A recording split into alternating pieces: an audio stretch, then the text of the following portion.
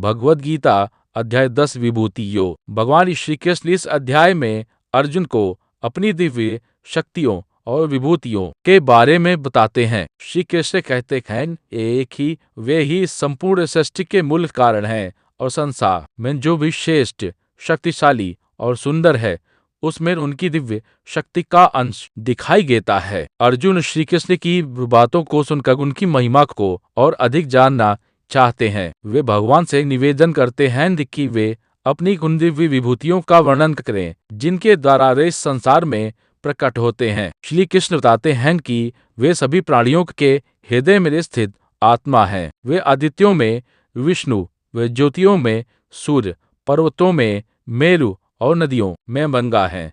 वे कहते हैं कि वे वेदों में समवेद, देवताओं में इंद्र, इंद्रियों में मन और जीवों में चेतना है। वे समय के रूप में भी उपस्थित हैं और सभी प्राणियों के जन्म तथा अंत के मूल कारण हैं।